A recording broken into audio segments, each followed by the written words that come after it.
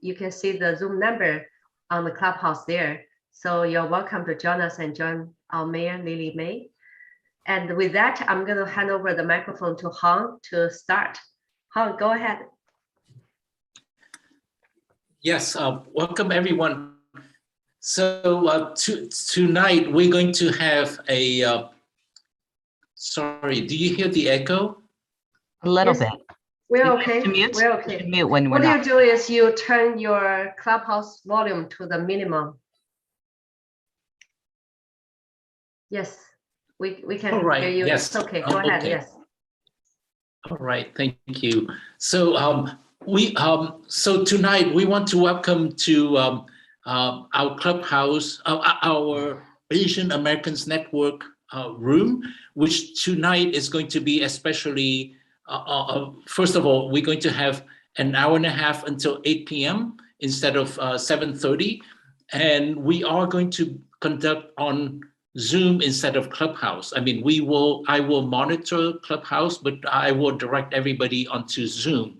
So we are happy to have the Mayor of Fremont, Lily Mei, talk about, share with us about, returning to business after COVID-19. We are going to start, the first part of tonight is going to be recorded, and the moderators will be asking questions to Mayor Lily Mei directly for the first part, and that part will last around 1 hour, more or less. After that, we will open up for everybody to chime in, ask questions, express your opinions and experience, and any concerns you may have, and that will be open and not recorded. We will let you know very clearly. Thanks for joining us tonight, and I would like to welcome everyone. Thank you. With that, I would like to ask my co-moderator, Sandy Wong, to set the rules for the room tonight. Thank you. Sandy, are you there? Yes, thank you, Han. Thank you very much. So first of all, hello, everyone. Welcome to Asian-American Network event. So today's event is total of 1.5 hours. We are honored to have the Mayor of Fremont, Ms. Lily Mei, featured guest to talk about getting back to the business after COVID-19. So today we host this event on both Clubhouse and Zoom. So please make sure to mute your microphone before we start it. You will be live streamed and recorded before 7:30. So after 7:30, we are going to stop the recording around. So before we open the Q&A, for the participants on Zoom, please raise your hand and come on the stage if you have any questions for the Mayor Lily Mei. So for the audience, Clubhouse, please raise your hand and we are going to bring you to the stage and invite you unmute yourself to ask the question. So for the Zoom participants, so our moderator will read your question in the chat, or we can invite you to unmute yourself. Thank you very much. So I pass the microphone to the Diana, because I'm giving you a very brief introduction about the Diana. Diana is an award-winning and innovative program director, radio and television. And first of all, she is CEO, the founder of the Ding Ding TV, the innovation channel of the Silicon Valley. So Ding has been awarded as Asian American hero by Silicon Valley County. And she is very active in Silicon Valley community and has been serving in Cupertino Rotary Club since 2010. Served as the board member of the Chamber of Commerce from 2013 to 2020. And she was selected as the president of U.S. China Chamber of Commerce on January 2019. So thank you very much, and I pass the microphone to Diana. Thank you. Thank you, Sandy. Thank you. Thank you so much, Sandy. And Sandy is a COO from Ding Ding TV and has been working with me for nearly 10 years.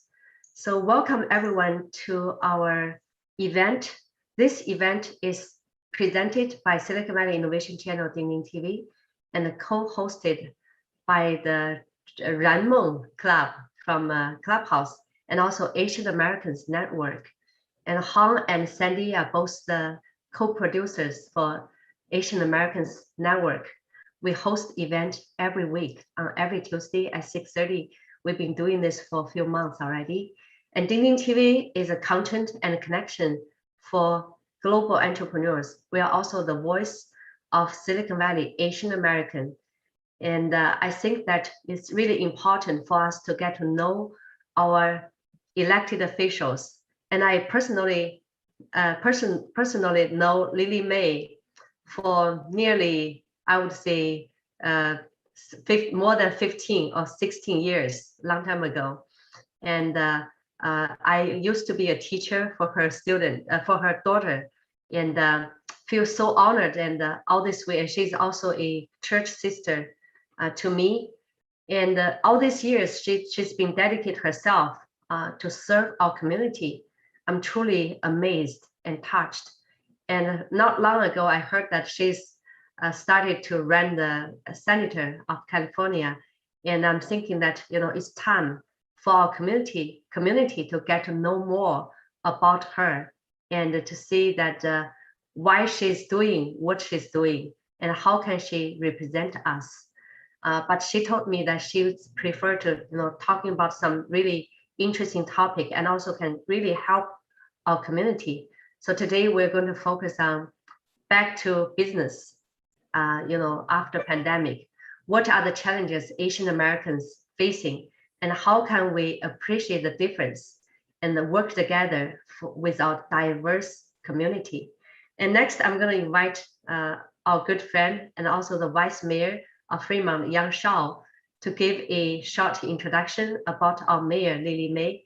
And Yang Shao is a Vice Mayor elected in 2014. Before that, he was a school board trustee of Fremont.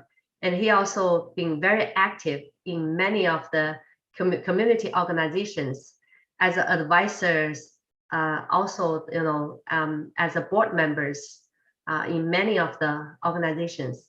Another thing I want to mention is Vice Mayor Yang Shao is regularly a blood donor. He has donated over 17 liters of blood over the past 20 years. So microphone is yours, Yang, go ahead. Thank you, Diana. Thank you very much for giving me this opportunity to use this platform to introduce our Mayor, Lily Mei. To many of us in the Bay Area, Lily doesn't need any introduction because she's so well known for her leadership and for her dedication to the local communities. However, for our friends, either on Zoom or on Clubhouse, I'll have the honor to give a brief introduction. When I was told to give an introduction to Lily, and I specifically asked whether I was just to read what's on the website or just give my personal, introduction to her, because she, as a colleague, a friend, but sometimes as a model to me, has been such an inspiring model for my public service. I remember that she served on the Fremont Unified School District Board for 6 years before I joined the Fremont Unified School District Board. And then I'm so glad that I was elected in 2018 and joined the city council to serve the community with her. At the time, she's already the mayor of Fremont. She actually became the first Asian female mayor in over 65 years of history in Fremont. And right now, me sitting in the position of a vice mayor, Lily, is it the first time ever in the history of Fremont where the mayor and the vice mayor are both of ethnic Chinese background? I believe so. So it is not only a small step, in the history of Fremont, when Chinese try to serve the community in public services. It's also a great leap for all Chinese Americans in the world to see that in this age, we can all contribute to our local communities. Back to Lily, she has so many titles, one of which really impressed me the most is that after she took the lead of the city, Fremont got so many awards. For example, we were ranked the happiest city in the US multiple times. We were ranked the 5th best run city in the United States. We were ranked the 11th most aspiring or ambitious city in the city of Fremont. And that certainly is because of the leadership of our mayor. After she took the position as our mayor, she has been very active in the not only the local regions, but also at the national level. For example, in 2019, Mayor Mei was nominated to serve on the National League of Cities Policy Committees of Transportation and Infrastructure Services. And now she's co-chair of Transportation Technology Subcommittee. She also served in many regional and local communities, committees and commissions. But most importantly, she has been fighting on the front line ever since the breakout of the pandemic. She became a national figure last year when she failed to take a knee to the mobs who were assaulting our police and assaulting her verbally, in a demonstration. We are so encouraged by her brave speech in front of that mob. So today, our focus is, of course, is on the getting back to normal business. I'm sure today, Lily can use this opportunity to share how she herself, with the support and help of the city council and city staff and all the volunteers in the community, how Fremont tried to get back to normal. And I also encourage all the listeners and viewers to use this opportunity, of course, to ask questions about Fremont and about her career as a public servant.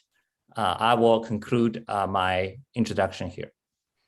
Thank you so much, Vice Mayor Yang. And that's a very good introduction about Lily.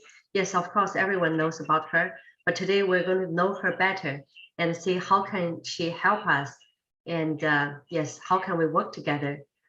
And before that, I would also like to recognize our other moderators today. And actually, we have our committee to organize this event. So our other moderator is Miss Ruby Sun.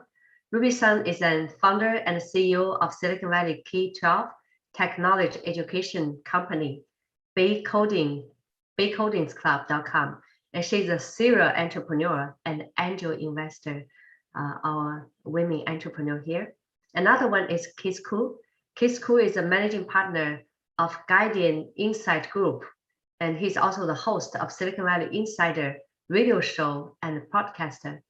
And Kiss also serves as mentor and advisor to numbers of companies, technology startups, and incubators. Another moderator is Han Yue, our co-producer for Asian-American Network. He's an Amazon International best-selling author in the business and leadership categories. He's a veteran of Silicon Valley high tech in project management and marketing development roles. And he's been very active in the community and also served on the board of Silicon Valley Central Chamber of Commerce. So with that, I'm going to give the microphone to our Lady Ruby Sun to start asking your questions. But before that, I want to welcome our Mayor Lily Mei to say a few words. Sure. So I just wanted to say how delighted I am to be able to share and spend a little bit of time with all of you. I look across the Zoom boxes, and right now I feel like I wish that we could always be able to meet in person, but it feels a little bit like living in a Brady Bunch world where everybody's in a little bit box. But I know so many of you already, but I hope to know others better. And that's one of the things that is important for us while we're not able to see each other in these times, to be able to have the communications, to be able to share about what is happening in the city and throughout the entire Bay Area region, and how we as API leaders or residents can help one another. Fremont is fortunate to be one of the cities that's very diverse. We are the 4th largest city in the Bay Area by population, the 2nd largest by landmass, and just incredibly blessed to have such a richness in our heritages. But one of the ones that I'm most proud of, since I'm personally part of that also, is the Chinese community. And it's been something that's been very important to me.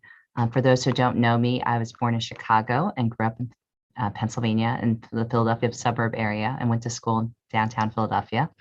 I am a mom of 2 children, or 2 MIFs made in Fremont, and they are now 24 and 20. And I've had a couple different jobs that give me, I guess, different perspectives. When I first moved out here, I worked for what's now Siemens in healthcare information systems. I was a product manager. I was a worldwide sales controller for 3Com Corporation. And then I last ran a trade association preventing counterfeiting, and intellectual property and brand protection.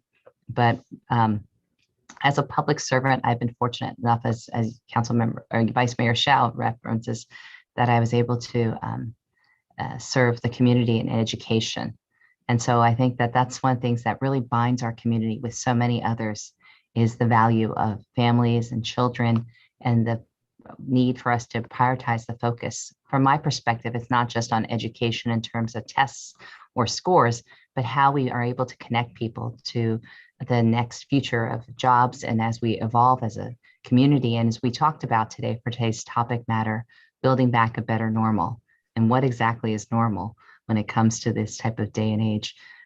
Because this last 2 years have truly been challenging. I think many of us are still very much dealing with the impact of a lot of the different societal, whether it's the COVID-19 or the wildfires or business impacts.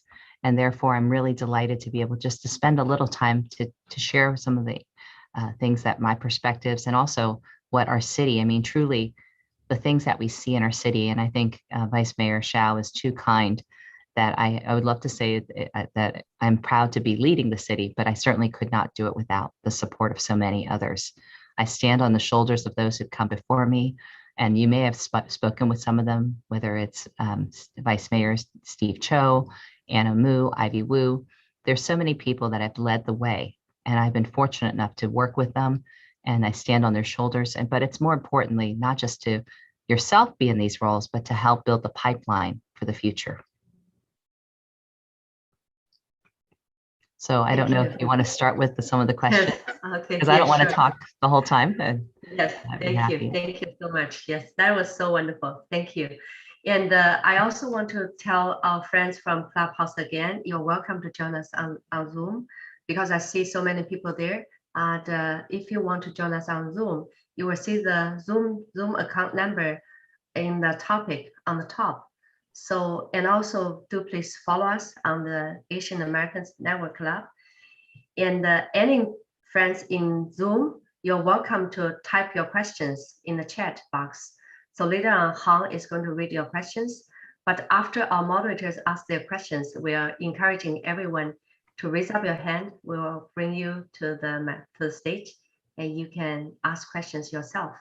So with that, we're going to start with our woman entrepreneur, and Ruby Sun. Go ahead. Hi, Dan. Hi, Mayor Mei. Good evening, everyone. My name is Ruby Sun. I am the K-12 educator at Silicon Valley. And I have a big coding club. We provide kids computer science, such as about high-tech technology education during the pandemic. And I do have a question related with the education.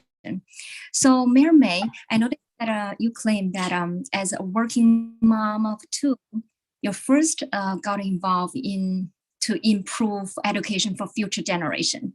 So that's why as a member of Fremont Unified School District Board of Trustee, you promoted initiative to support your reward-winning schools and children's safety, gathering nationwide recognition for your safer route to school programs. So consistent community involvement and engagement at all levels of the schools have been shown time and time again to have significant sort of long-term benefit, as we all know, right? So I would like to ask Mayor Lily Mei, what are the city Fremont policies to the community to get involved in our schools?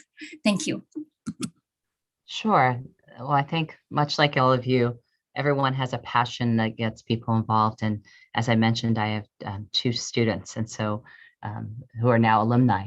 But when I was starting off in the school, one of the things that really was a role model for me is that my mother, even as an immigrant, as many are, to be able to participate in the schools. While she wasn't always familiar with the language and culture and the education system, she volunteered in the school classrooms, and that meant a lot to me. So even when I first started with the PTA at Gomes, which is where my children went to elementary school, at first, some people would say, you know, I'm not comfortable participating. I'm not sure about my English or other things. And I would tell them, it doesn't matter. You don't have to be perfect in anything, but you just need to show that you care and love your children.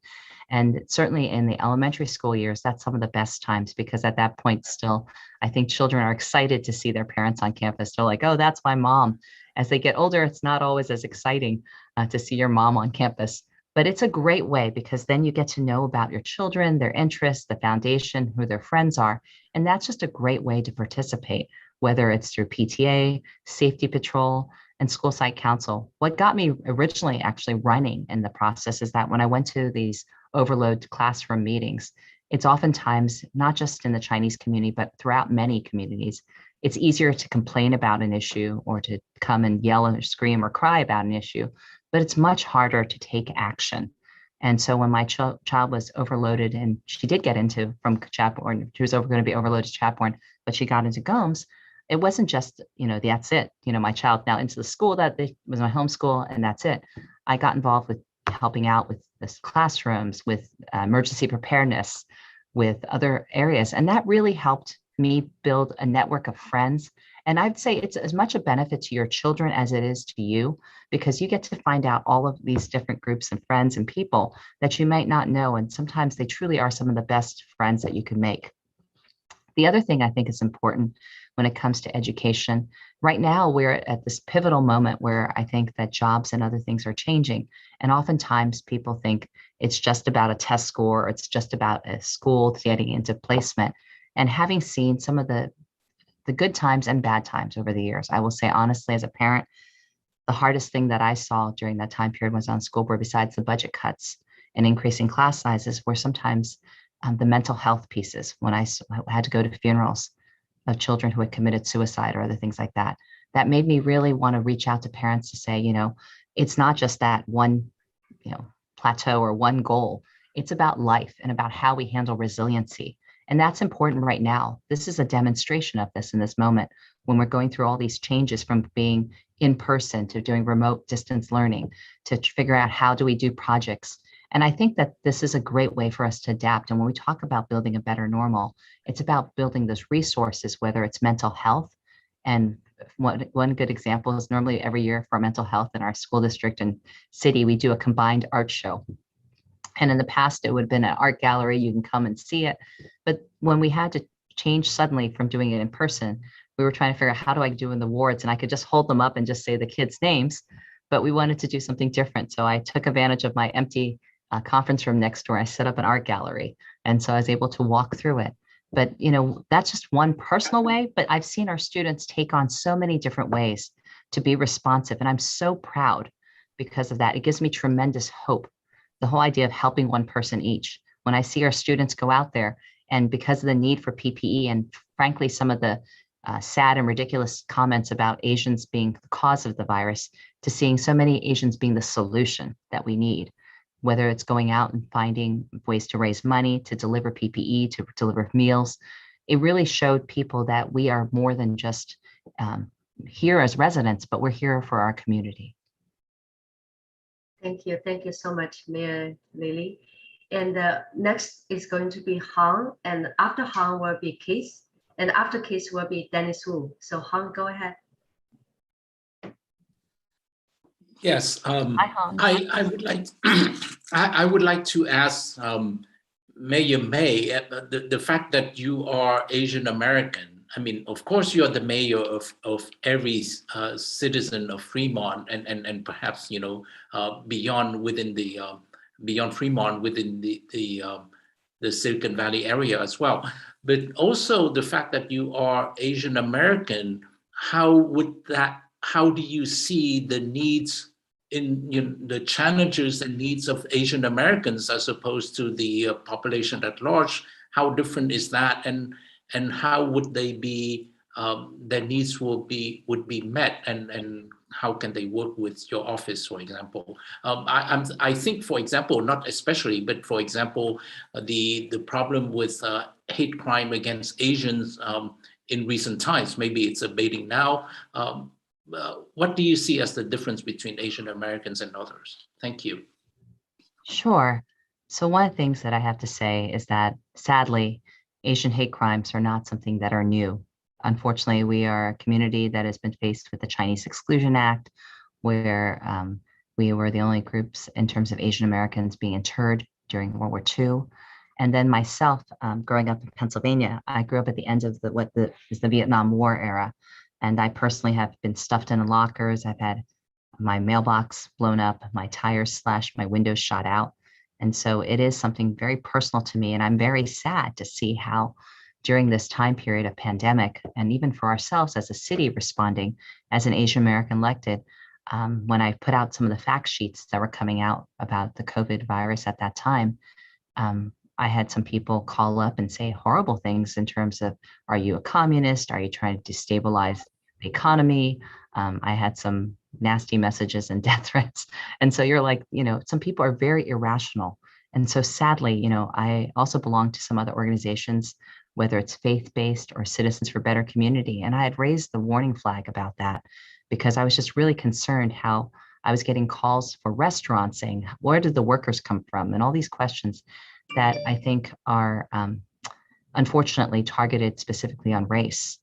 And I've seen that also with agencies in the past. And one of the challenges I see is that traditionally not as many Asians are involved in the politics. And not that you have to be in politics to make your voice heard, but certainly when I was on school board and I was the past president for Asian school board members for California, I learned that 90% of the Asian school board members in the United States sit in California. The rest of the United States had 10%. And I was thinking, wow, it's kind of a shocking fact. And I'd like to think that, especially in California, things have changed. But besides being the first mayor in our city as being Asian and first woman, I was surprised during one of the API history months to learn that I am the third in US history for directly elected large big city Asian women mayors. And now we've had some join me since. Right now, currently in the United States, besides myself, there's Mayor Guo of Bakersfield and Mayor Khan of Irvine. But it's very lonely sometimes when you go to these meetings and you find out whether it's on housing, economic development, or other areas, and people say, we made it, look at all these women. And that is true, we are seeing more women. But as the Pew Research report reviewed and mentioned a few weeks ago actually, there is a lot of Asians in the population, but still not a lot at the table. And so it really behooves us to work with one another to get that voice, because I think that in the absence of us making our voices heard, and as I will say a little bit of Chinese, I guess, 团结, I guess in that sense that, being able to solidify and stand together, it makes it easier for people to challenge us, and it's harder for us to get things done because everyone's counting on someone else to do something. But if you don't do something yourself or participate, then nothing gets done. So I'm really hoping this is just the first of many dialogues and that we get the next generation involved. Thank you. Thank you so much. Yes, we have to unite it and we can stand stronger. We feel so honored that you can represent us. Oh, thank you. Yes, thank you. Yes, Kiss, you there? Go ahead, Kiss Cool. Yeah. Hello, everyone, and thank you, Diana and Sandy, for this opportunity to be part of this wonderful event. A couple of other things to mention is I'm on the board of the Asian Business League for over a decade, and I'm actually the only non-native Chinese speaker on the Silicon Valley Chinese Tech Business Association. I mentioned that because I wanted to just really say how proud I am of both Mayor Mei and Yang Xiao, Vice Mayor, who I actually live in the city of Fremont. I've been a resident, owned a home for over 22 years. And they were instrumental in starting our Mandarin immersion program. Lily and Ivy Wu and Larry, who are all school board members. That original class just graduated from the program, officially being AP Chinese students this past year as sophomores. And every single one of the original folks who started from beginning, and my daughter came in the middle of first grade, till sophomore year, all passed the AP Chinese test with 5s, which is the highest level. So I just want to again thank you, Lily.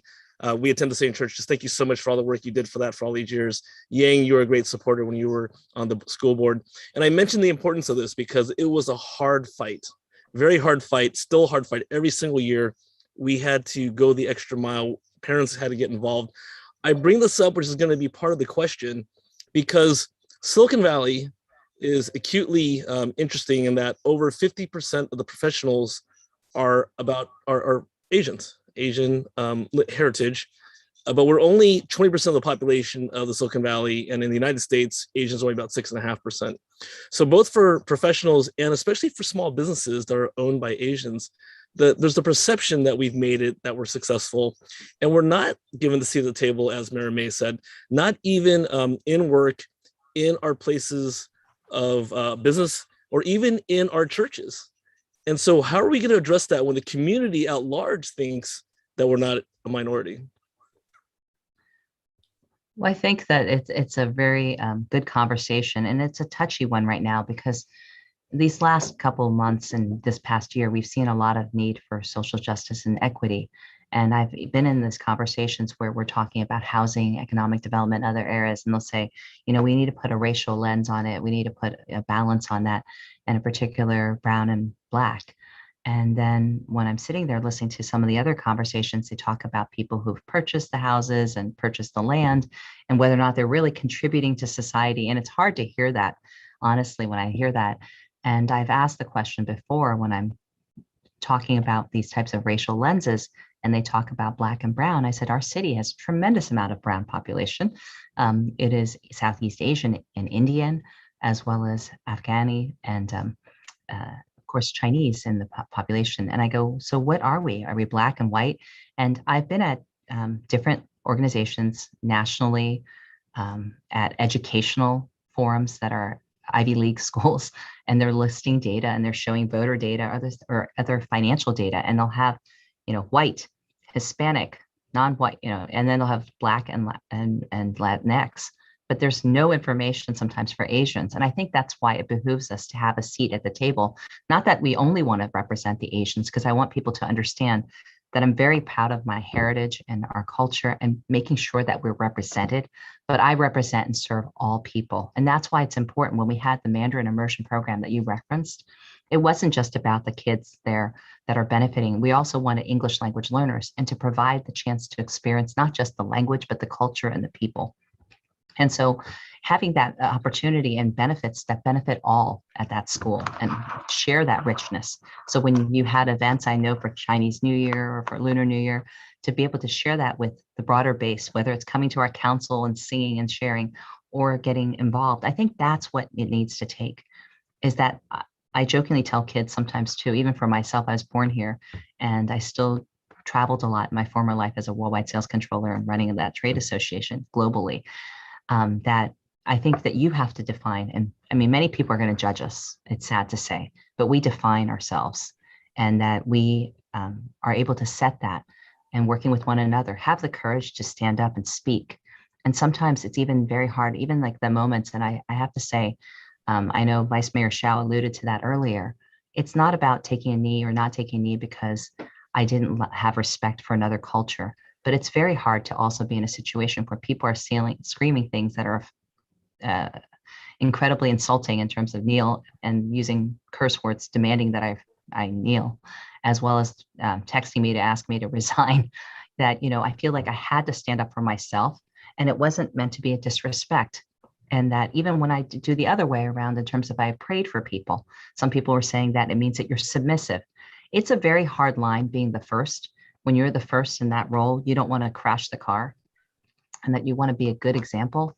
But I know that I'm not perfect, but I'm trying to do my best. And that's why it's important that I work with all of you as my fellow community members to have that understanding and to figure out how can we communicate this message so we can get better at amplifying our voices in a positive way that creates results. And sometimes that takes a lot of work. And I would ask that people who want to make that difference, like yourselves and your Mandarin Immersion Parents Council, it's not about just getting your kids into the program or getting them one thing done. It's about how you are able to develop that and share that with others. And that's kind of what I'm hoping to see us do as a community. Thank you, Mayor Lily. This is Thank so you, Mayor. touching. Yes, I really like what you said, that many people may judge us, but we define ourselves. That is so true. Yes. Kids, do you have any other questions, kids? Actually, because I'm so close to Lily, I'm going to let other speakers speak, but I do want to congratulate Lily again for all her accomplishments, and I want to wish her the very best on her Senate campaign. So thanks again, Mayor May, or Lily to me. Yes, for everything you've please done. just call me Lily. Thanks again. Back to you, Diana. Okay, thank you so much. And today I'm just so happy and so honored to have Dennis Wu here. And he is, I would say, a pioneer to our Asian American, community, as a leader in the civic engagement, and also the, I would say for social issues. And he has a deep understanding. Personally, I have learned a lot from Dennis. So Dennis, you're there? Go ahead, please. And he is a former president of Commonwealth Club. Oh, I love the club. Yes, great. Yes, Dennis, go ahead. All right, thank you. So I hope you don't mind if I call you Lily, because I feel like you're more than mayor. Perfect. So a couple of things. First of all, as a matter of fact, I spent an hour this afternoon with Diana talking about a program that we're going to be working on, and we're going to be presenting on September the 24th and the 25th with Erica Matasuka, who many of you know is Biden's liaison for the AAPI community. And Friday night, 7 o'clock, the program will be primarily Zoom to Silicon Valley to talk about the issues concerning Silicon Valley. And I hope that all of you will join, because it's going to be an opportunity for all of you to, and all of us to express our concerns, and so that she will be able to pass that on to the president. And then Saturday, we're going to do a program on anti-Asian hate, and we'll have a panel discussion about that. So that's my commercial plug. But the thing that I want to raise, I have been a big admirer seeing the rise of Fremont, having lived in the Bay Area a good part of my life. And I love the diversity of the community. But in the last week or two, I think that all of us have been heartbroken seeing what's happened in Afghanistan and hearing and I'm sorry, I'm getting emotional about this, but we have a large Afghan community in Fremont. Largest. Yeah. And last night I was talking to some people you all know, Albert Wang and Joe Wong, and we were talking about how our Chinese community in the Bay Area can mobilize and help and reach out and help out. And a good part, and you mentioned this a couple of times, the Afghan community in Fremont came up. The center of a lot of this work of helping the refugees is centered around Fremont. I know I saw today that some Jewish organizations are doing something, And I think, Lily, if you were to put a call to our Chinese community, and this is a time for us, because we're all refugees too, that let's reach out, let's help our Afghan community, and let's help these refugees who have really proven their Americanism, fighting for supporting us. And if you'll, I think it would be helpful if you do that, because I'm already planning to reach out to my people in San Francisco and say, look, you guys, I want to do this. Are you with me? But I think to be able to say that we're also responding to a call from our fellow Chinese Americans in Fremont to help our community, I think it'll be a very positive statement. For, you know, for the rest of the Fremont community and the rest of our Asian community. No, absolutely. I agree with you. I mean, that's one of the reasons why I know that just also other parts and pockets that are huge are Hayward, out in Sacramento. And one of the things I had some of the people reach out to us, and they were saying when I had seen the impact immediately of some of the decisions at the federal level, we as a city were probably one of the first. I talked to our public information officer, as well as sending it out to all of our council. We were probably one of the first cities to issue a statement of support.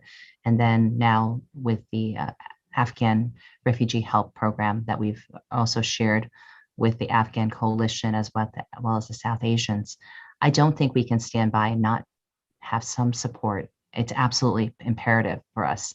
And I know that Councilmember Shao and so many others, and actually I talked to Albert last night too about this topic, and I've talked earlier today with some of my Department of Human Services.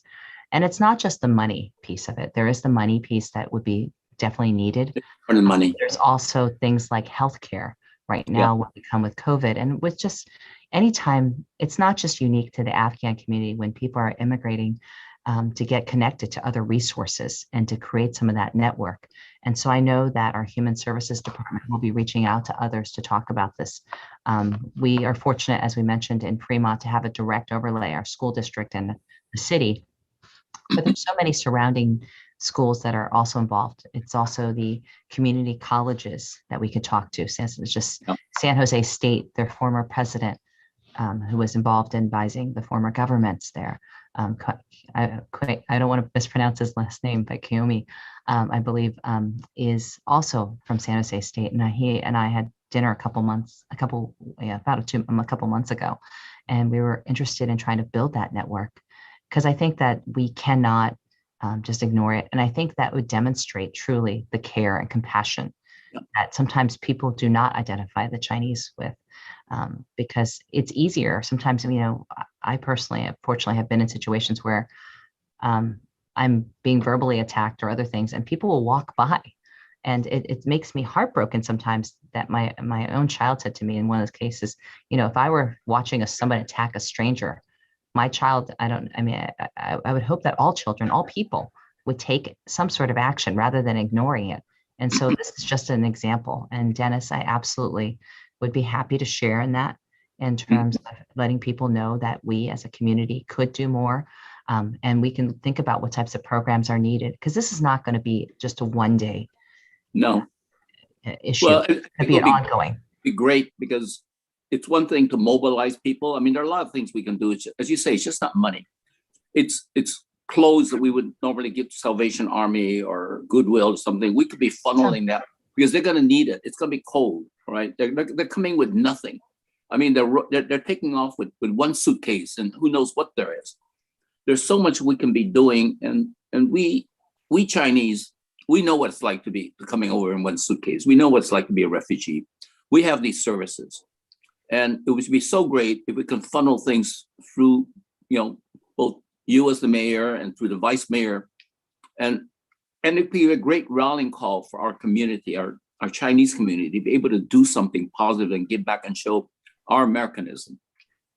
Thank you so much. Just to let you know, earlier, just this afternoon, I also was talking to my Director of Human Services, and many people have been calling us, in addition to financial support, wanting to donate things, even property, which is interesting for us. So we are trying to figure out and working with other agencies as to how we can best rally and help. As I mentioned, many of our residents originally when they were escaping from Soviet Union at that time went to Fremont, but since then they've been spreading out to other surrounding cities. So it's not just helping us here. We probably will partner with our fellow neighbors to be able to provide some of that resource. We as a city who have been now collecting it and looking at through some of the lists, you know, like I said, when we had a rally this past weekend, we had the Sikh community, the Jewish community, the Asian community, the Indian community, and Hindi community coming out to help out. So faith, ethnic. And so this is hopefully something, Dennis, you know, I know the Commonwealth Club, having been up there and hear some of the great speakers over the years, I think that, you know, if we can get others to join us, I would love to say that everyone would listen to the mayor of Fremont, but I think that, you know, well, our future senator too. Thank you. But I think that that's where we call on the community to partner with us, and business leaders make a big difference. It is sad, I will say, that while we see a lot of Asians in technology and other areas, Keith and I have had this conversation, and Buck G and I over the years and other people, that there still definitely is a bamboo ceiling. There is still some, you know, opinions that Asians are good at working, but not necessarily in leadership. And so there's a long way to go, and be able to prove that in terms of providing a helping hand and making a difference to another community, not just ours, is a great way to do so. Thank you, Thanks. Dennis. Thank you for bringing this out. Yes, that is so important. Yes, you're right. You know, we should support each other, support our other communities. This is how we work together in this one community. Thank you, Dennis. Yes, so all the moderators, do you guys still have questions? Han and Keith and Ruby, Han, do you have any other questions? I saw one of the comments or chats questions. Oh yeah, there's a chat. Yes, you want to answer the question? Sure. So I was lucky. My parents used to have me learn Chinese through Chinese school.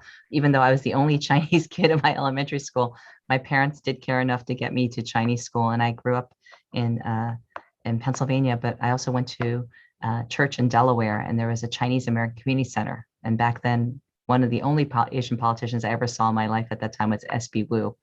And so back then it was trying to get people tested for hepatitis, and demonstrate the vaccine. And so I was lucky enough to go to Chinese school.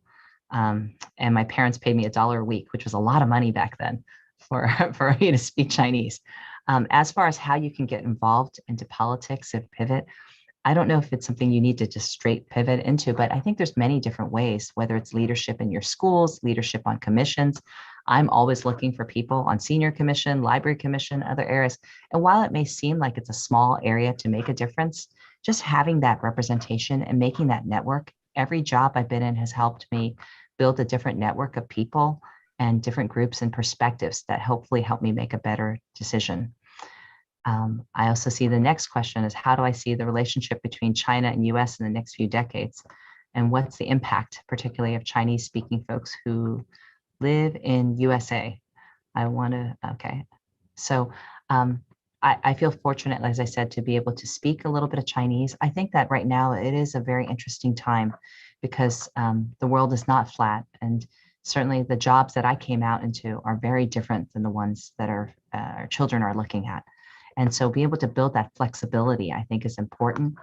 But I also think that making sure that people delineate the difference between a government and their way that they function versus the people that are here are also very important. Because while it's easy to lump us all as being Chinese, I know that for looking at our own city of Fremont, there are Chinese that come from Hong Kong, there are Chinese that come from Singapore, there are Chinese that come from Vietnam. So it's probably not fair just to put everyone Chinese ethnically into that category. But therefore, it's also important for us, I think, to get involved. And one of the things I was very proud of when I was on the Asian School Board Members Association is that we really diversified, not just being a bunch of Chinese school board members, but saying that I want communities where they have a large API population. So one of my board members at that time, Leslie Reynolds, was a redhead. Somebody goes, she doesn't look very Chinese. And I go, but she represents San Jose, which has tremendous Asian population. So being able to be open-minded and welcoming others into that diaspora is, I think, is very important too. Well, thank you. And I also want to thanks to our audience. And Christopher actually is one of the first audience joined our event. And I also want to thank the law. So anyone would like to ask questions, then please put up your hands and we'll give you the opportunity to talk. And so anyone want to type questions, please go ahead and do so. Should we also look at any questions that are out? I apologize. I know that this was originally promoted as being a Clubhouse conversation. So if there's any questions out there too, that we should probably answer those. I don't want people to feel like we're missing any. And then. So we have some Clubhouse friends here. So Lisa and Dr. Ann Lee, you have any questions? And go ahead, you can ask. You can talk on Clubhouse and our mayor will be able to hear you. Yeah, I saw some friends there in the Clubhouse and in the interim, I wanted to share just really quickly that, you know, again, it's not just about politics. You can get involved in commissions and, you know, we are in the process right now doing a lot of outreach for master park plan. We're doing the trails plan for our city for the first time in 25 years, but we're also doing redistricting. And that's important right now because when we look at representation and getting people out to vote, and I'm not talking about any political party, even though I am personally a Democrat, but any political party, I think it's more important that you get people involved and engaged and that you make your voices heard, because it's far easier to complain about something afterwards, but it's better to shape and be part of the discussions now. Yes, definitely, yes. So Lisa, go ahead, Lisa, we can hear you. Go ahead, and I'm gonna. Hi, Diana. Hi, Hong. Thank you so much for organizing this session. Can you hear me okay? Yes. I can hear you. Yes. Wonderful. So I am not very much familiar with how, you know, public service works. And so this is really very educational to me. And I'm talking about that in the context of the US. So I'm also an Asian. I'm originally from the Philippines. And one of the things that struck me while you were talking, Lily Mei, is that you were addressing the racial sort of conflicts. And at the same time, there was a mention of kids' education. And developing the future leaders of our world. And my key focus right now is about creating a global community that believe in mentoring our next generation of leaders. And I'm focusing on people who are in the workforce, not so much the youth, although eventually I would like to be able to be involved in that as well. So my question is, from a public policy standpoint, are there programs currently in place, whether it's in Fremont or in other cities in the Bay Area that you know of, where they're focusing on developing mentoring programs for not just people who are professionals, like, you know, high-tech type of professionals, but also people who are blue-collar workers who are trying to uplift their families as immigrants, you know, first-generation college graduates. Are there those kinds of programs that you know exist, or you yourself are espousing to create? Sure. Well, first off, for some of those, I think you mentioned earlier, for startups or stuff, we do have in Fremont one of our chapters of Startup Grind, which helps with the technology and try to bring venture capitalists with those who have actually been involved in the process together to marry and to be able to help people mentor others. But on the other area, that one of the programs that I'm very pleased with in terms of helping, and not just on the education side for like parents, because we have parent support groups that are in different languages and also faith-based groups. But one of our programs that we were able to do through economic development, and we've had programs in the past through the Chamber of Commerce, was called ELF.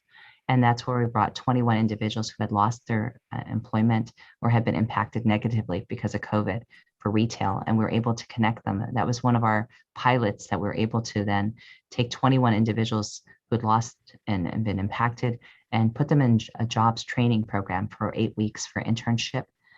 It was paying about $18 an hour, and then having them go through a certificated program that's specific to that smart manufacturing and help them with connecting that. And those are people who were probably not at the highest level or at the entry level, but trying to develop that workforce. And we have other programs that we work on with the small business development councils, and through Tri-City, there's a college and career center through Ohlone. And that's some of the things that we're trying to facilitate. But certainly I would welcome that when I look at so many of the business leaders here, that would be an opportunity that we could create some of the programs for these employees to get upskilled. Because the job market is changing tremendously. And I feel that there is a gap right now. We are seeing people right now, so many companies. I have a restaurant or just a raw ASF down the street who just opened up a few days ago. They're telling me their hours are restricted, not because they don't want to be open more, but they're having a tough time finding the employees. And I've heard so many businesses right now struggling with that. And I don't know if it's a temporary thing or it's also just getting people upskilled and connected. For us also in this time period, sometimes people think like certain jobs, they're just easy to go find, but they may lack a little bit of the skill set. So that's where we can partner with a community college or through different entities to be able to deliver some of those additional skill sets that would then bridge that gap that they need to be able to get the next level of jobs. So please let me know how you're working on that. I would be happy to connect you with other resources, whether it's like, even this past week, I also went by the Fremont Adult School and there was a program that was being held. I apologize, I'd have to look up the name of the title, but it was helping people get connected to the banking industry. And it was a mentoring opportunity to get people a few hours of training over the next couple of weeks that would then help them get into an entry level or mid-level banking job. And so those are things that, we are trying to create additional resources because we recognize, especially in the immigrant community, that need.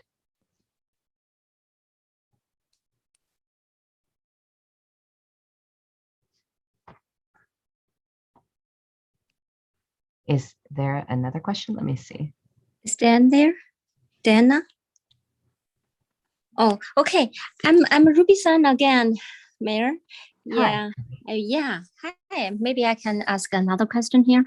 As a mom, we both are mom. Lisa, I'm sorry, it's Ruby. Ruby, I'm sorry. Yeah, you're offline. I was thinking to Lisa, I'm sorry, Lisa. Can you repeat your question? Lisa is here asking question, but I muted my microphone, so that's why our mayor. Oh, I couldn't hear it, so that's why. Lisa has a okay, go ahead. Lisa, go ahead. No problem. Thanks, Diana, for letting me know. So I was just saying that I lost the audio a little bit there, but I do get the idea of the initiatives that you're putting in for Fremont.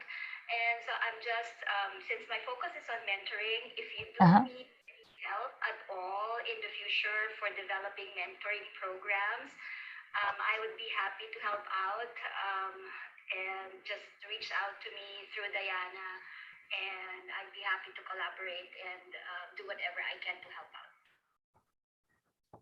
I know one of my colleagues that we mentioned earlier, Ivy Wu, also does a lot of work in this space. I wanted to mention that hers primarily probably still is more on the high school or the student side, but it would be nice to have some sort of network in terms of young professionals to be able to have some of those resources.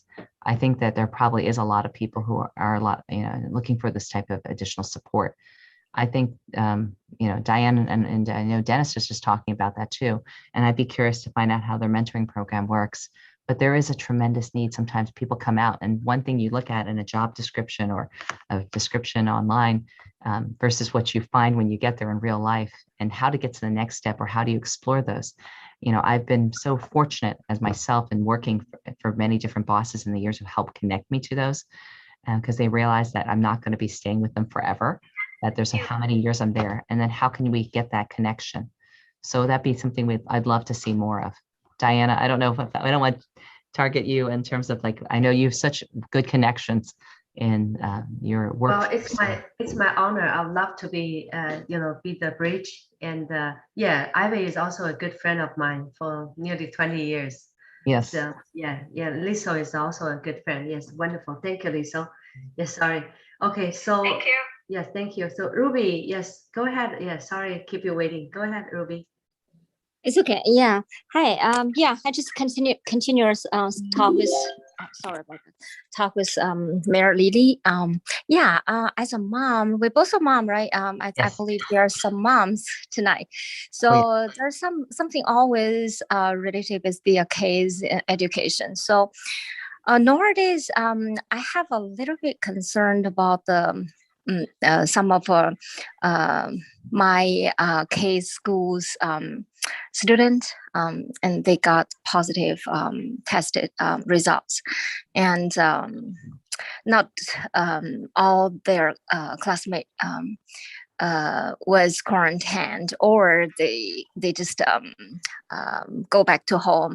They still goes to school. So as a mom, I always just concerned. I know it's a good time. I mean, for us to have the vaccines, but the case does not have. My daughter only 10 years old.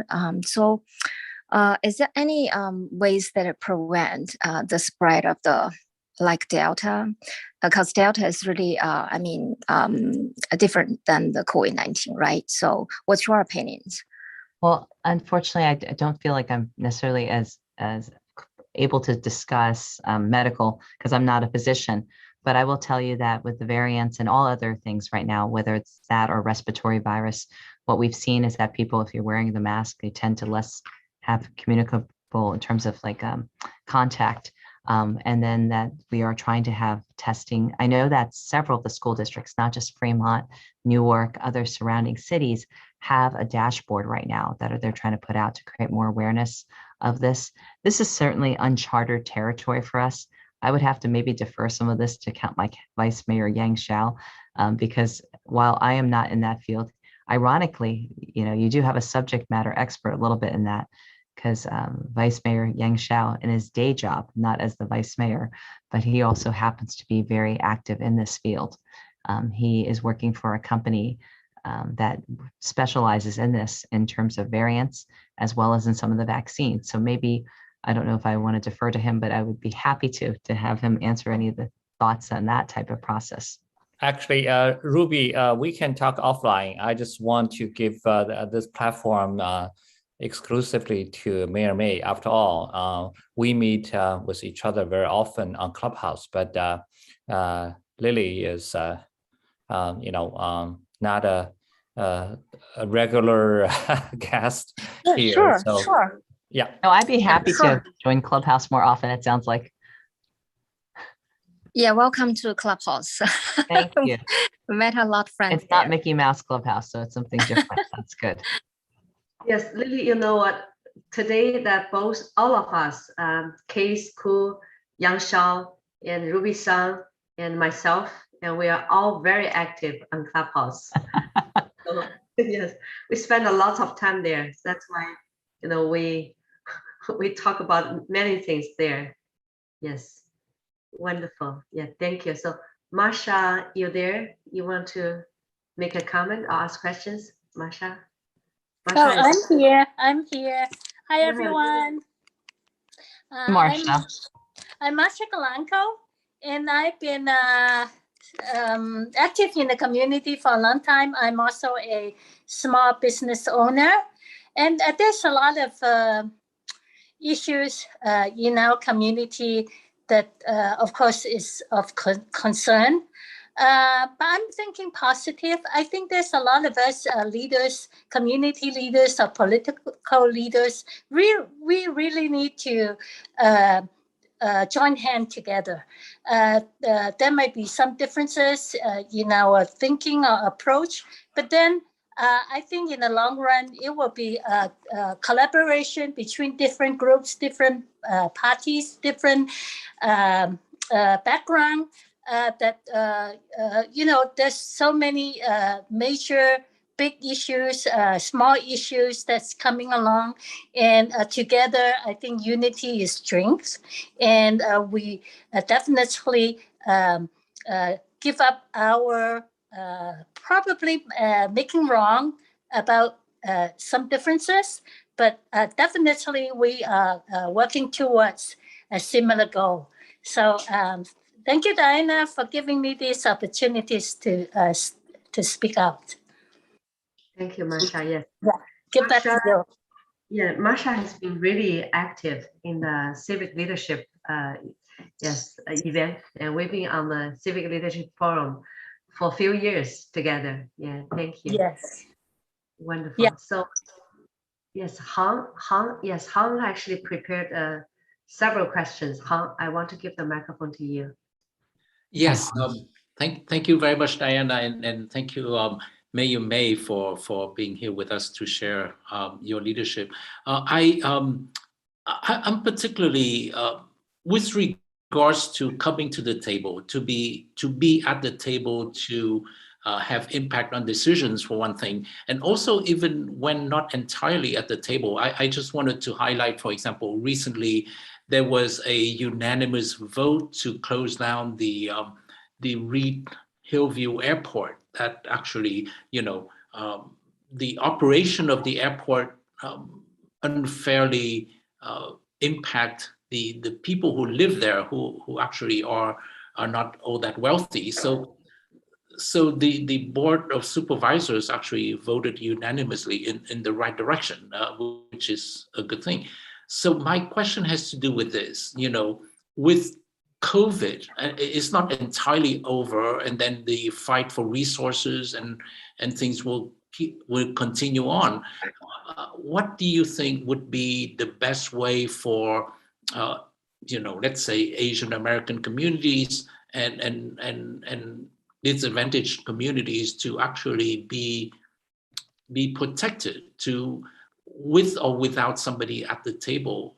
Can you give some guidance about the big challenges coming up and how to best mobilize to actually not be ignored?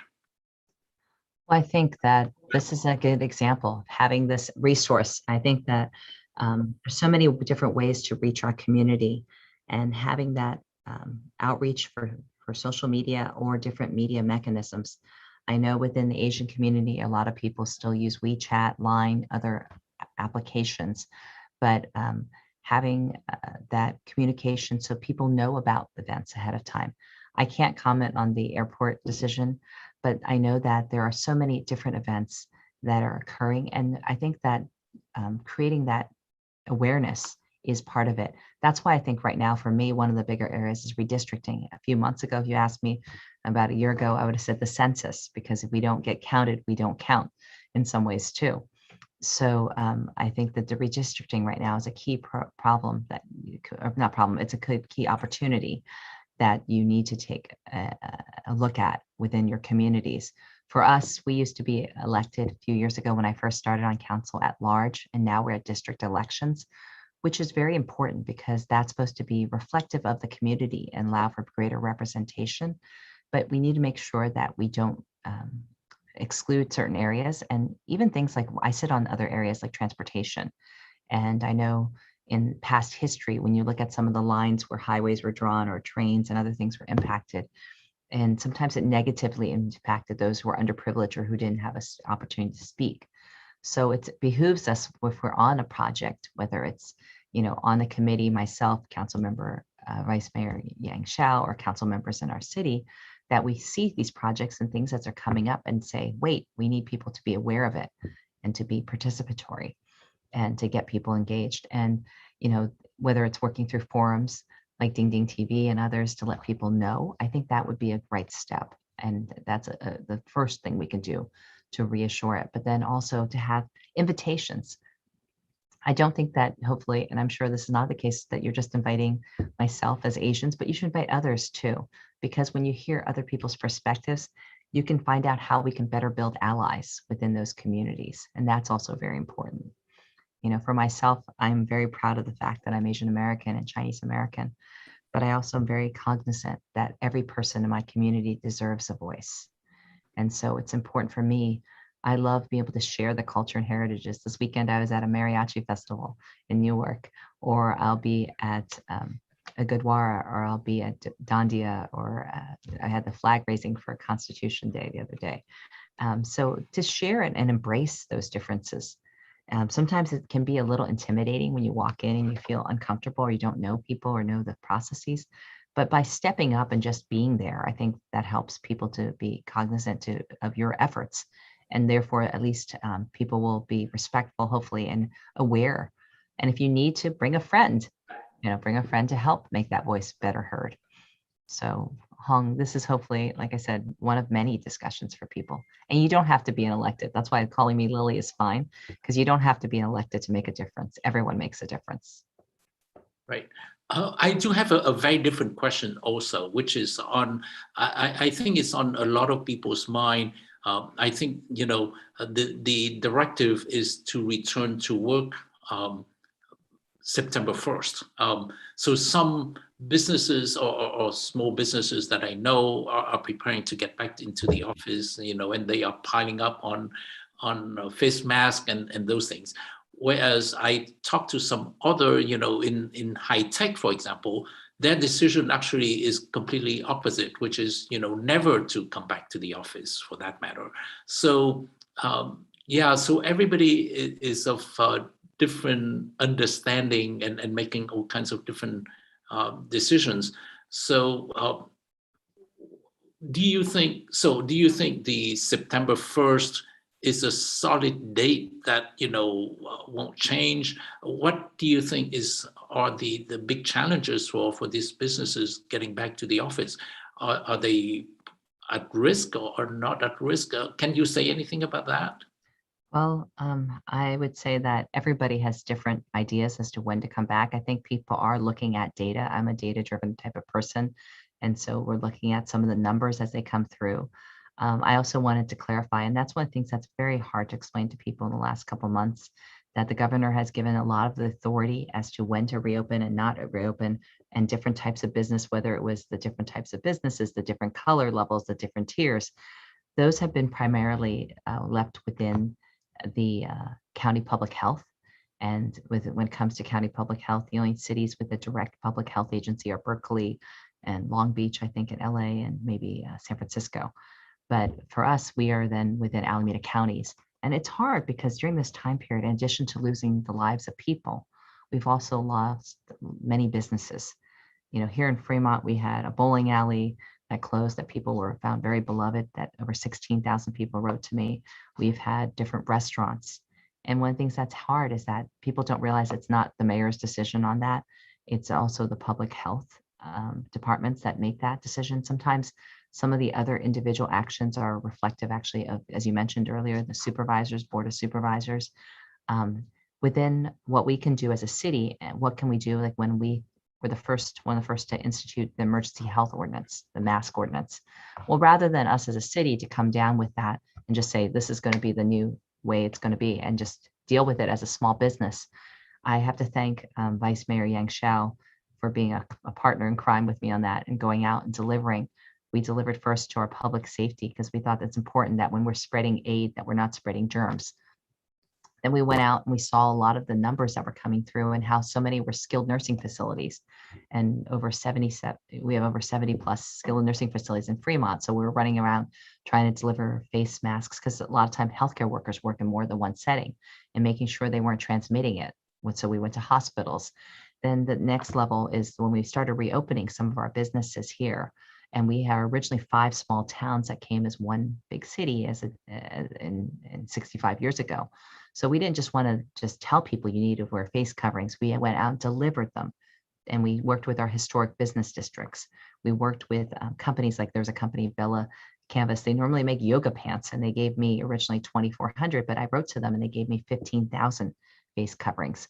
So we were able to then not just ask a business to take an action, but to help support that. What we can do also as a city, even though we aren't the ones making all the decisions, is to make sure that they're communicated. And that's one of the things that was a real frustration. I think part of it is we've never been through this type of situation. So when I hear about a change in the county or somebody's decision at 10:30 on Friday night and I'm watching it on the news, I'd like to be able to respond to people, but it's hard when no one's in the office at 10:30 or 11 at night.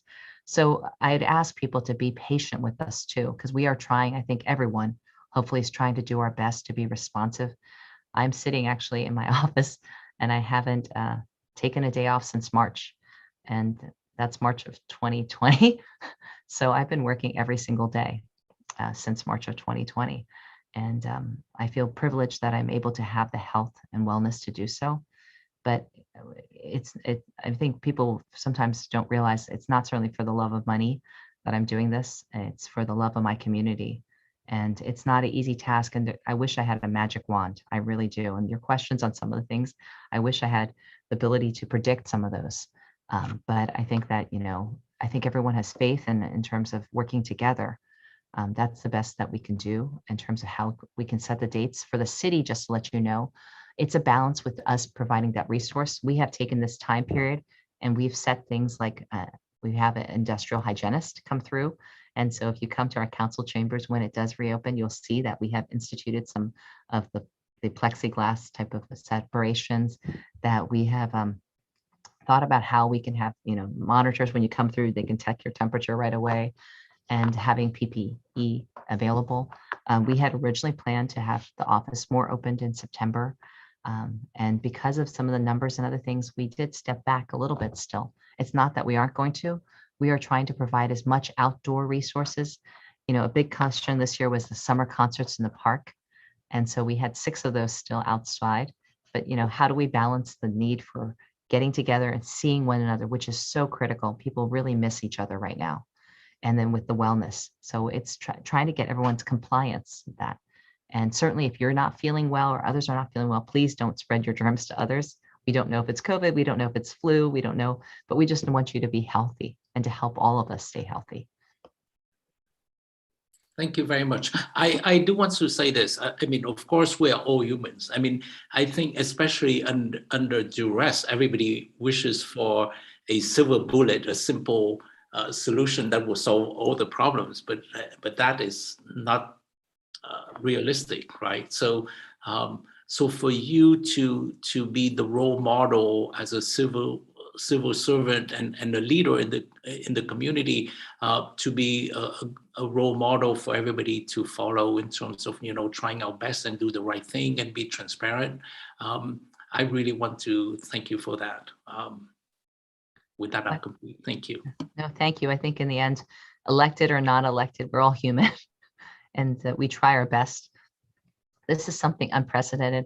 I would say that jokingly at one point I said it's plagues of biblical levels right now sometimes, and it's been baptism by fire hose between the pandemic, the plague in terms of people's fear of that, the fires that we faced. I think that this is a moment, and I think Dennis mentioned it earlier and others, is how can we demonstrate our resiliency, our humanity, and our care for one another. And so it's not just about the API community, but for all of us as our residents and business owners, how can we help one another? Thank you so very much for that perspective. Definitely, I these days I tend to think about COVID as a test for us on this planet Earth, and we are not doing too well with that as a preamble to what's coming down with global warming and all sorts of problems that are much bigger, that would need the same good behavior, which I think unfortunately we're not showing completely at this point. Yeah, thanks again. Thanks for the model. Thank you, Hong. I think that at times it's easier to look at the negative, and I guess I'm more of an optimist generally. I think you can look at a wall and see the dot, or do you see the white wall? And so it's looking at the two. But when I look at our youth and I look at some of their faith and the ability to try to help, I still gives me great hope that there's a lot of opportunities still yet to be discovered and ways to address things. And so while it's certainly not been perfect, and I've seen things even like the sadness with people lives lost. I've seen some of our youth, we have a COVID tree planting that they did earlier this year, and we had to do it in 3 different weekends of smaller groups, but they wanted a living memorial, something to tribute to those who've lost their lives. And rather than just saying we're going to put a picture or something, they wanted something living. And so they wanted to make a difference, and that those trees that are planted hopefully will one day provide shelter and be a living tribute to those who've lost their lives. So those are just examples of things that like I said, when I spend time with children, that's usually what makes me the happiest, is that in general, children are very innocent and have such full of hope and are full of faith. And that's something we could all use a little bit of more of right now. Yeah, thank you, Mayor Lily. And at this moment, I see some new friends came into Clubhouse, And I want to let you know that this is a dialogue with the mayor of Fremont, Lily Mei, talking about getting back to business from COVID-19 and what the challenges Asian Americans facing. So we see some friends from the Clubhouse. You want to ask questions? Go ahead. Badru, go ahead. I see you. Yes, go ahead. Hello, good morning. Good. I don't know. Maybe good morning in your in my country. I am from Malaysia. Hi. Hello. Yes. I am from Malaysia, and I also a contractor for the air conditioning. This is my first time in Clubhouse. I hope everybody can teach me how to use the Clubhouse. Okay. Actually, I am very small business. They didn't do the big business, just to repair the air conditioning and refrigeration from house to house. Okay, actually, regarding the getting back to business after COVID-19, okay, I'm talking about the perspective in my country, Malaysia. Actually, Malaysia is a very crucial time now, because the politics not stable, the economy also not stable, the people demonstrate, people have so many suicide. I think you see it in the internet. I'm sorry because my English not very good. So I don't know how I want to what the type of business I would like to change, because here the people do the online also cannot go. The people do the change from the business, from the want to sell the food also cannot go. So I think, can you suggest what the type of business and what type of the marketing can we go? Can we do? Okay, that's all. Okay, thank you, Badru. I think it's truly amazing that, you know, when we are on Clubhouse, it's easy for us to connect with people all over the world. And Badru asked that, you know, during this difficult moment and what we can do and how we do it. I just heard that Mayor Lily mentioned that, you know, even though I know that you are under big pressure, you're so busy running around everywhere. And also some people, you know, may not be really understand what you're doing, but how do you keep yourself always so positive and full of hope? Can you share with us? Well, I think that to Pedro's question, I think I can't answer necessarily what's able to happen in business-wise in Malaysia, but I know for myself personally, I feel very blessed that I have great friends and people who will support me. I have a great family, and that helps a lot. I think being with people who are positive and who truly want to see the best in the community has been a big blessing for me over the years, but it is hard. In the end, I will personally say that for myself, some of it is faith-based. I personally am a Christian. I can't speak for others, but for me, that has always been a incredible resource and comfort in knowing that while something, I jokingly tell people that sometimes things seem impossible. And I think that, you know, personally for me, I think that sometimes I feel like God has allowed me to be that little tiny mark. And I said, that's the difference between impossible and I'm possible. It's that little mark and a little bit of space and time that allowed us to have that happen. And while times are very challenging, you know, whether it's through your jobs or your family and other things, that somehow I've been blessed enough to see things through and have people who've been there for me. I would say for all of you in my parting words today, we talked about finding people to work with and having good mentors. That really does make a difference. I am so blessed.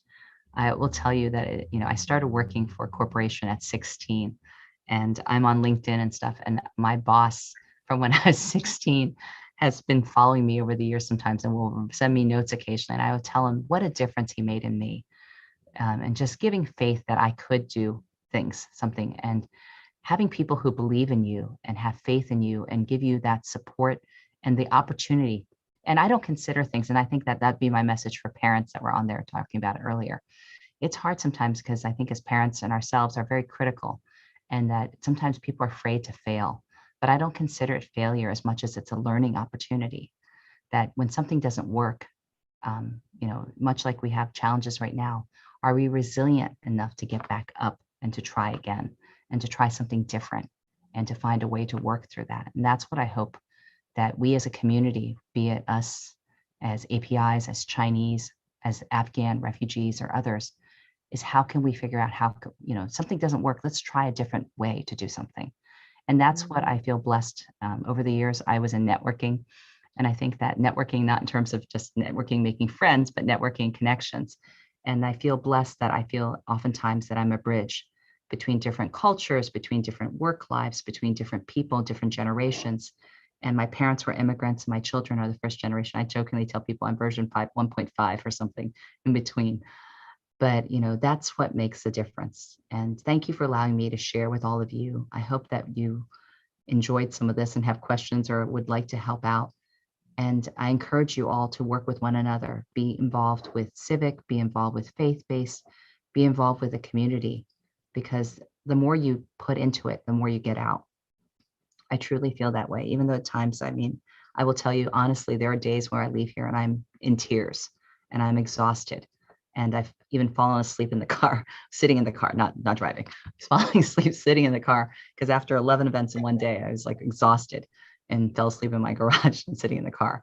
But you sit there and you're like, in the end, you feel like if you're able to make even the smallest difference and help one person and know that person could help others, it makes it rewarding and satisfying for me. And that's what makes me positive about this. Wow, that's so inspiring. Thank you so much. Yes, Joseph Ye, you're still here. Joseph is also a very active leader of the Clubhouse in our community.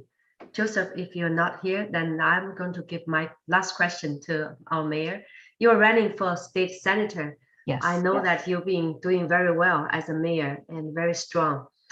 And you do have God's favor, I feel like. So if you become a senator, and how do you represent Asian Americans in state level? I think that if I were so fortunate to become senator, it's the same type of comment I would have made before, which is I don't want people voting for me just because I'm Asian. I don't want people not voting me because I'm not Asian, because I'm Asian, but vote for me because I'm qualified and that I bring the experience. What I hope to do is much like in all the other things I've talked about, whether it's being a mom, being a parent, being a school board member, being a mayor, bring those stories and that ability to still hopefully work with the community closely, to be able to translate and amplify the voices of the people and to be able to bring practical solutions. Right now, when I watch things, and it's not meant to be critical of any party, but sometimes of so many parties, is that people are so polarized and there's so much what I would say are litmus tests that we can't get past our own absolutes, that we can't work with other people. And that then causes people to have stalemates and not get things done. And that's a challenge right now. And so if I were to go up to Senate and be so fortunate, I would hope that I can work with all people and to recognize that, I truly believe that, being in sports and being on teams together, everyone achieves more. When you're on a team, you recognize some people are better at speaking, some people are better at other skills, but how do you bring that together to get the best solution and results? And how can we make sure that the processes like profiles and programs that are being implemented right now? I know Hong asked about the policies on healthcare and other things, but having a policy is one thing, but understanding what it means to the people and how it impacts them requires us to actually spend time with them, because otherwise it's coming up with the best idea, but you don't know what happens in the end when it goes rolled out. So for me, when we talked about API hate and some of the concerns, I went and walked through different cities, through different Asian strip malls. I talked to probably 70, 80 businesses over 2 weekends alone. And this is not just something I do in one day, but it's true of anything that I like to implement. When it comes to bike pedestrian, processes, I talk to the walkers, I talk to the students, I talk to the parents, I talk to the safety patrol, I talk to the bike shops to try to understand what it means to the real people that have to live with it. I realize also that you can't make everyone happy. In the end of the day, you can't make everyone happy. I wish I could, but you have to do your best in terms of getting as much information as possible and just believing that you're trying to do the best. And that's what you hope for people understanding too. It's so hard because having been on school board, and Vice Mayor Shao will attest to this. If you talk to one parent, when I was on the school board, you talk to a kindergarten parent, they want small class size. And you talk to a senior parent, they want more counselors. You know, everybody has their different perspectives, but in a role as a mayor or as a senator, how can you implement policies or practices that can best help as many people as possible? And with the courage to take a decision, sometimes that people find challenging, I will tell people that, you know, one of the things that's been tough here is honestly, when Dennis talked about helping people, when we had a discussion about homelessness, believe me, homelessness is not something that I wanted to create or invent, but it's a reality that I see across the nation and across Fremont and so many other areas. But to have the courage to do something is better than to do nothing.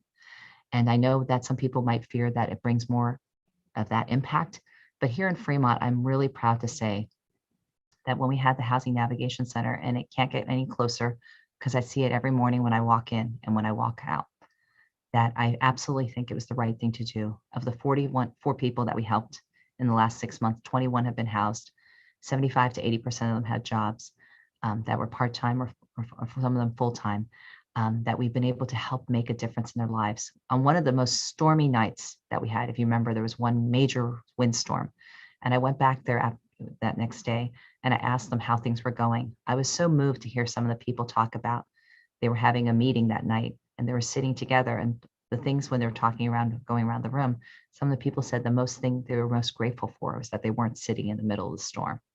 And so, you know, that type of hope, or even someone who told me that for him, he had been homeless for 3 years, and for him to be able to get the assistance and connecting him to resources and getting him the job, he was able to then get himself situated. And that day when I saw him, he was helping me carry in food from the homeless. We've been giving out over probably a couple 100,000 PPE, probably I would say easily 30, 40, 50,000 boxes of food because I've been lifting them. It's my instant workout program. But for him to help me carry it in, he said that he was just so honored that it made a difference in his life. He had been on the streets for the last 3 years. And for that day, he was going to go visit his mom for her birthday. And then the next day, he was going to move into his first home in 3 years. And he asked me if he could pray for me and just to share his blessings and how grateful he was for that difference. And it really touched me to know that we have the ability that while it's something small, whether it's as a mayor, as a council member, as a student, as a community member, to change people's lives for the better, I think that's what we need more of. Thank you so much. Before we take off, I'm going to invite Vice Mayor Yang Shao to give us a close speech. And I want to thank to all the moderators and all the friends who participated today on Zoom and also on Clubhouse. So Yang, go ahead, give us a close.